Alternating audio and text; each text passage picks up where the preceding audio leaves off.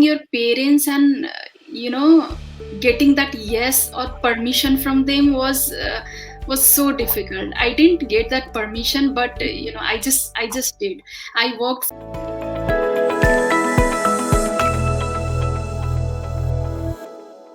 Welcome to OHYA Talks. This is Nimisha, and today with us we have writer and editor Leena. Hi Leena, how are you? Hi, I'm good. So, just curious, what's the time there? Because it's somewhere around. It's 10:46. Oh, it's in the morning. Yeah. Okay, that's great. So, why don't we start this conversation by you telling me what your journey has been? My professional journey, right? Yes. Okay. First of all, thank you so much for inviting me to your show. I was born and brought up in Nepal. I started my career right after my 12th as an RJ. In my hometown, there's a radio station named Synergy FM. I started as an RJ and news presenter, and I worked there for 8 years. Then in 2012, I was offered an opportunity to work for a community TV as a news anchor.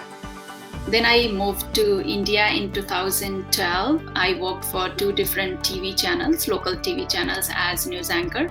In 2015, I switched to digital space. I joined Vatsana Technologies, which is parent company of Witifeed, India's one of the most popular platforms. I left my job at Vatsana in 2019 and I moved to the US. So that's my professional journey in short. So, you seem to be having a lot of experience in the media industry. Yeah, it's been quite more than 15 years, I guess. So, how is RJing like for you? Because it's different in India, it was different in your hometown. So, how is RJ there? It's quite similar. I mean, not much different.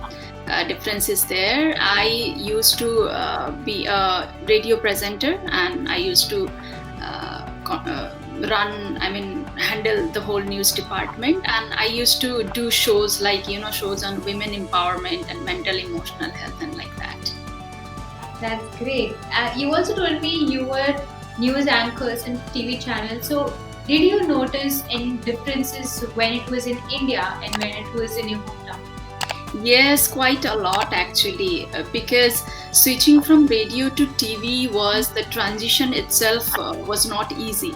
So, different place and lifestyle, culture, and a lot of differences were there. But I had to cope up with that, and I did that quite smoothly, I guess. So, when you were a news anchor in your hometown, what was the biggest challenge you faced there? While working for radio? No, while you were a news anchor in a TV show. In India, you mean? Yes. Okay, first I think I was newsreader in Hindi. That was that language thing, because in Nepal we have our own language, Nepali language, and I knew Hindi because I did my 11th and 12th in India itself. So I knew Hindi, but the being a news anchor, you need that refined accent and language and all these things. So I think I took some time to polish that up. So that was one of the challenges, I guess. And what were the challenges in Nepal, like when you were working in a TV channel in Nepal? I worked for radio there. I didn't work for TV. So the challenge back in those days, when there was no social media, there was no such kind of social media boom. But for girls at that time, back in 2004 and 5, I guess, convincing your family and people near to you that I want to work for media and I want to become an RJ and this thing, it was so difficult, because none of us, none of the people in our family and relatives and bolte na dur dur tak no media connection was there. Nobody worked for media, and just telling your parents and getting that yes or permission from them was Was so difficult. I didn't get that permission, but I just did. I worked for when I completed my first couple of years. Then only my parents said that okay, that's fine. That was so difficult at that time.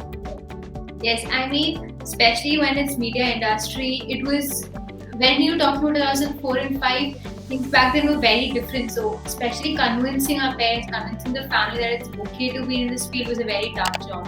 Yeah. So, right now in US, what exactly are you doing? I work for a community magazine here, and I work as a writer, editor, and coordinator. Overall, I look after the content of the magazine. Okay, so since how long